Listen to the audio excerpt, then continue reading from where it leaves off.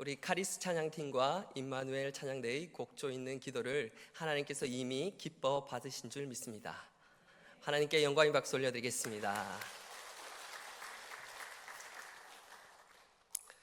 요즘 새로 생겨난 신조 가운데 할머니 엄마, 할머니 아빠라는 말이 있습니다. 혹시 아십니까?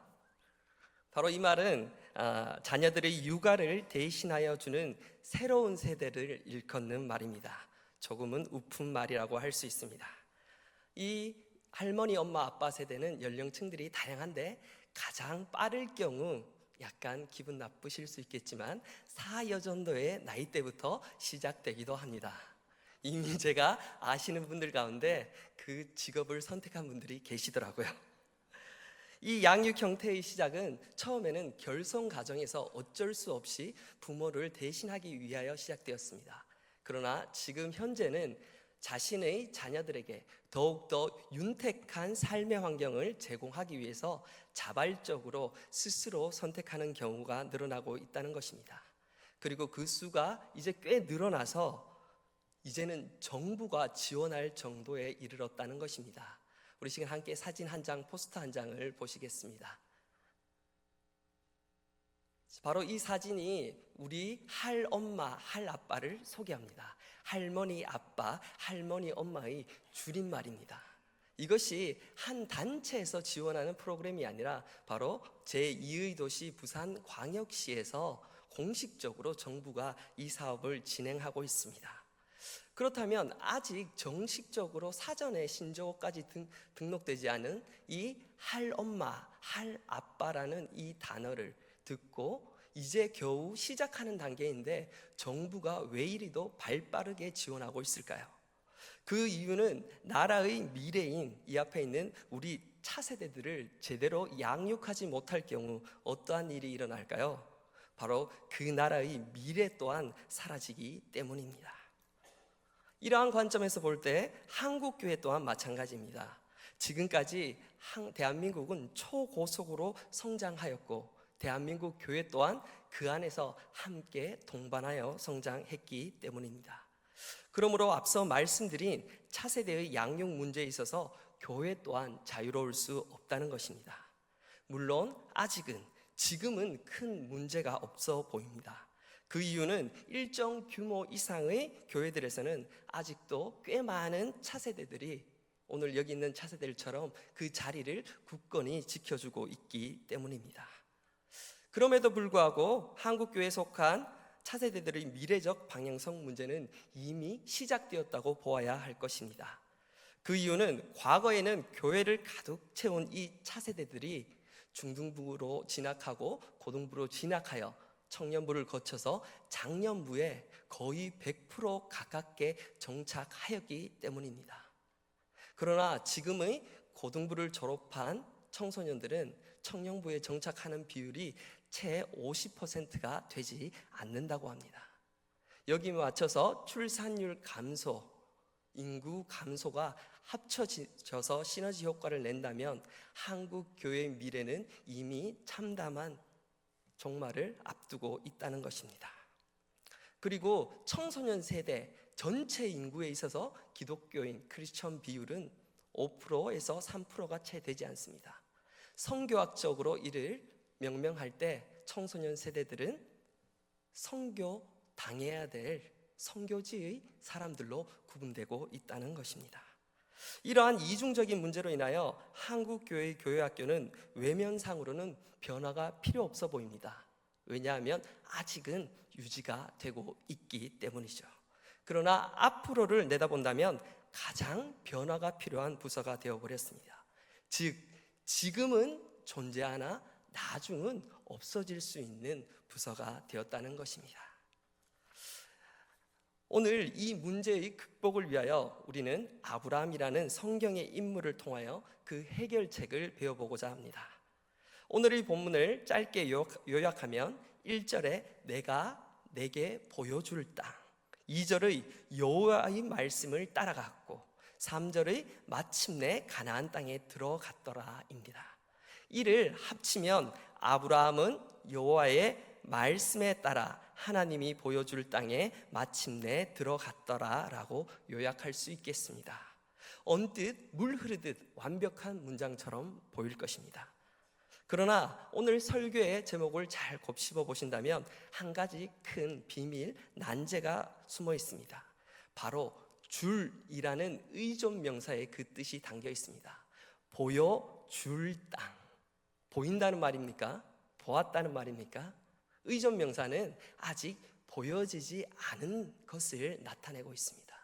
즉 아브라함은 자신이 하나님께서 보여준 땅으로 간 것이 아니라 보여줄 땅, 아직 보지 아니한 땅을 향해 자신이 가진 모든 소유를 가지고 하란 땅에서, 그리고 그 이전에는 자신의 본 고향이었던 갈대아 우르 땅에서 그 하나님의 말씀을 따른 여정을 시작하였다는 것입니다.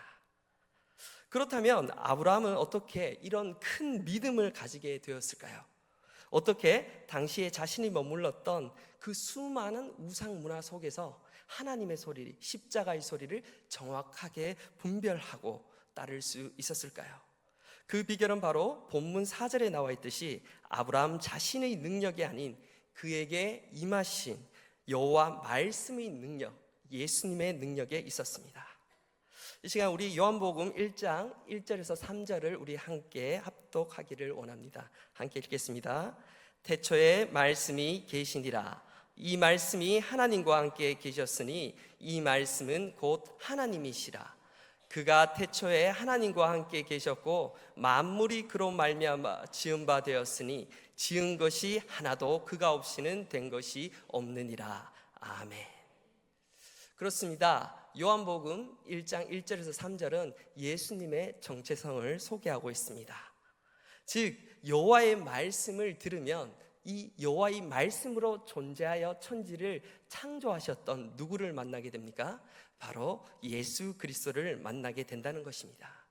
그리고 그 사람은 천지를 지으신 이가 바로 하나님이심을, 유일한 하나님이심을 깨닫고 고백하게 된다는 것입니다. 그 고백이 있을 때 그리스도인들은 변화하게 됩니다. 바로 성령이 충만하게 된다는 것이죠. 그리고 그 음성이 믿음의 형태로 자리 잡아 우리의 마음판에 새겨져 절대로 우리의 생명이 이 땅에서 끝난다 할지라도 사라지지 않도록 명확하게 예수 그리스도의 십자가 보혈로 새겨지게 된다는 것입니다. 성경에는 아브라함이 아버지 데라와 함께 일가 친척을 데리고 하란을 향하여 갈대아 우르 땅에서 떠났고 또 하란에서 가나안 땅으로 떠났다고 기록되어 있습니다. 매우 단순한 기록입니다. 그러나 유대인들의 고서인 야살의 책과 탈무드를 통해서 알아보면 바로 아브라함의 집안은, 바로 그 아버지 데라의 집안은 갈대아 우르 땅에서 귀족 가문 유력한 집안이었다고 합니다. 그리고 당시 갈대아 우르 땅에서 섬겼던 12신을 신실히 섬겼던 집안이었습니다. 그런데 그러한 아브라함에게 하나님의 말씀, 여호와의 말씀, 예수 그리스도의 음성이 전해졌을 때 아브라함은 그 모든 것을 내려놓고 그 말씀을 따라 보여줄 땅, 아직 보이지 아니한 땅으로 자신 혼자도 아닌 모든 일가 친척을 데리고 자신이 그곳에서 일군 모든 소유물을 가지고 떠날 수 있는 믿음의 사람이 되었다는 것입니다. 예수님께서는 이 만남, 이 아브라함과의 만남을 기억하시고 신약에서 유대인들을 향하여 이렇게 말씀하셨습니다. 내가 아브라함보다 먼저 있었노라. 그렇습니다. 예수님께서는 여호와의 말씀으로 존재하셨고 여호와의 말씀을 듣는 모든 자리에 원하는 자들에게 시대를 초월하여 함께 하셨던 것입니다.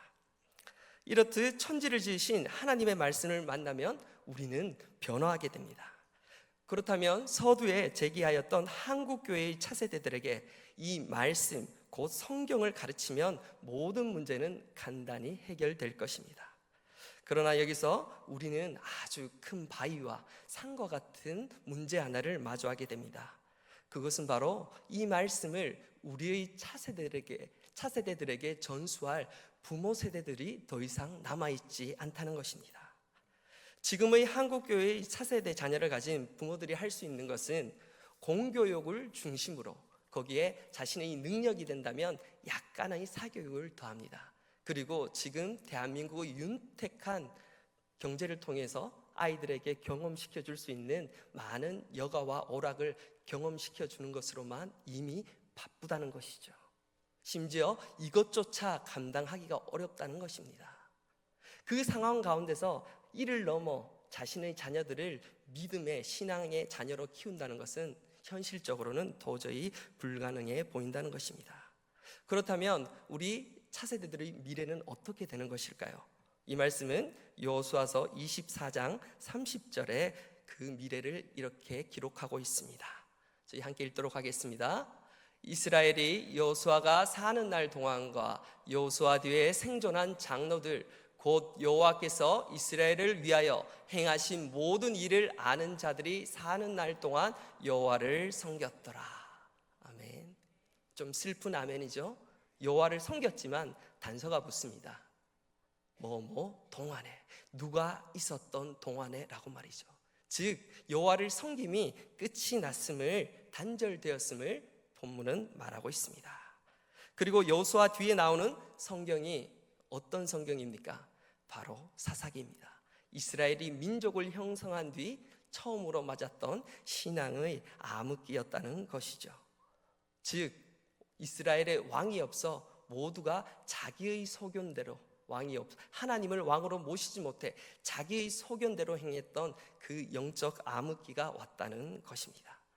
지금 한국교회의 차세들 또한 현재의 상황이 지속된다면 이 여호수아서 뒤에 나오는 사사기와 같이 영적 암흑기를 피할 수 없음은 거울 보듯 뻔한 이치입니다.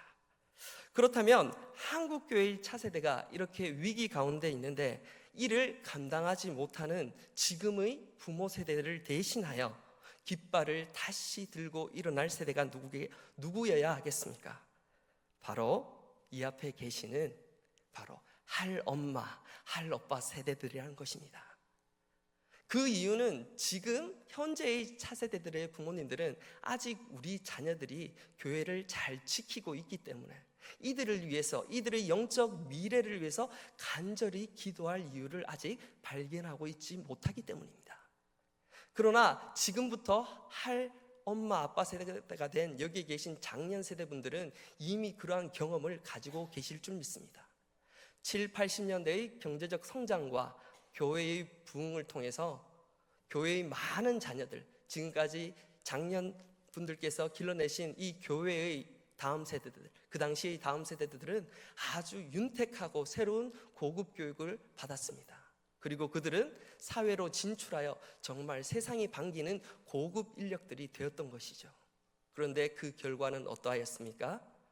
그들이 사회적으로는 고급 인력이 되었고 대접받는 귀한 사람들이 되었으나 교회 가운데서는 그저 주일날 썬데이 크리스천으로서 자리를 지키며 그저 주일날만 오며 가는 한 영혼 없는 사람들로 변모해 있었음을 이미 알고 있습니다.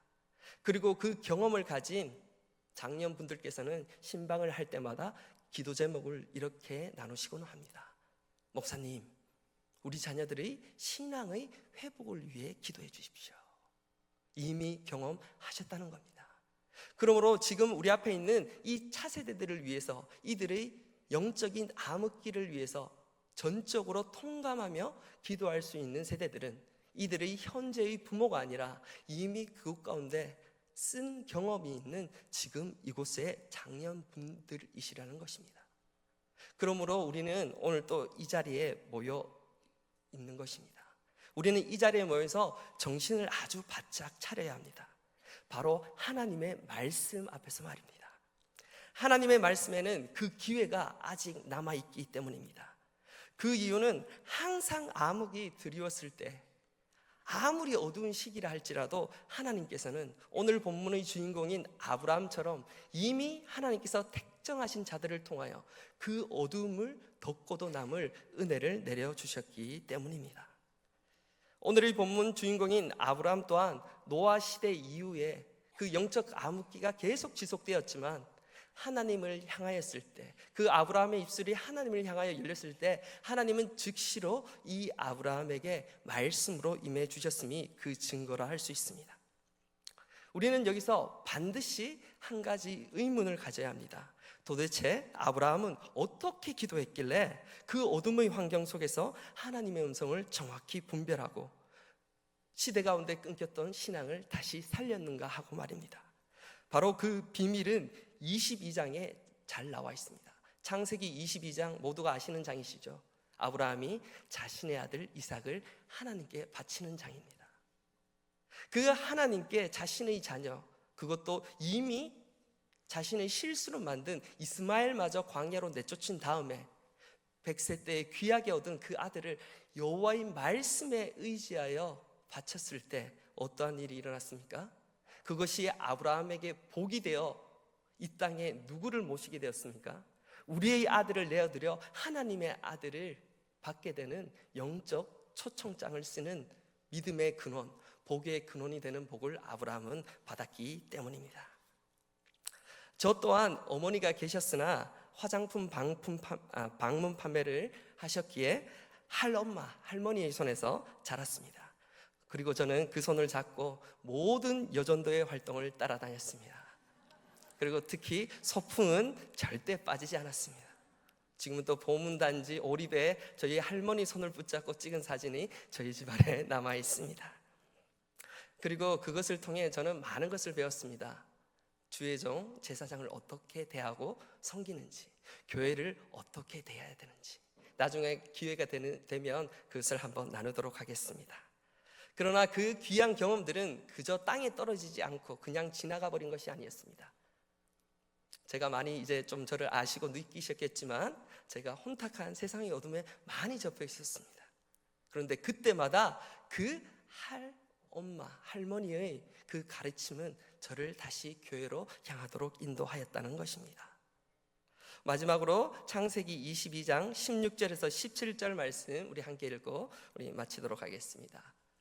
이르시되 여호와께서 이르시기를 내가 나를 가리켜 맹세하노니 내가 이같이 행하여 내 아들 내 독자도 아끼지 아니하였은즉 내가 내게 큰 복을 주고 내 씨가 크게 번성하여 하늘의 별과 같고 바닷가의 모래와 같게 하리니 내 씨가 그 대적의 성문을 차지하리라. 아멘. 하나님은 우리에게 원하지 않는 것을 주시는 분이 아니십니다. 뜻인즉 아브라함의 기도는 평소 자신의 기도였다는 것이죠. 하나님, 천지를 창조하신 당신을 내가 믿노니 나의 모든 후손들이 당신을 잊지 않게 하여 주십시오. 그 수가 하늘의 별과 같이 땅의 모래와 같이 많게 하여 주시옵소서. 아마도 그것이 아브라함 평소의 기도 제목이었고 그 하나님을 향한 기도가 여호와의 말씀을 통해 임하신 성령님이 성부 하나님께 그 기도를 옮겼을 것입니다. 그 금향로의 기도가 이루어져서 그는 그 기도대로 복의 근원이 되었다는 것입니다. 말씀을 맺습니다. 오늘 사여전도의 헌신 예배와 경동노회 시상으로 예배가 드려지고 있습니다. 오늘 우리 사여전도의 헌신 가운데 차세대들의 신앙 회복에 대한 뜨거운 갈망이 일어나기를 주님의 이름으로 간절히 소망합니다. 그때 이 갈망함, 곧 기도로 세워질 우리 중앙의 차세대들이 중앙교회를 넘어 한국교회의 어두운 현실을 타개할 영적 아브라함으로 변화될 것이기 때문입니다. 함께 기도하시겠습니다.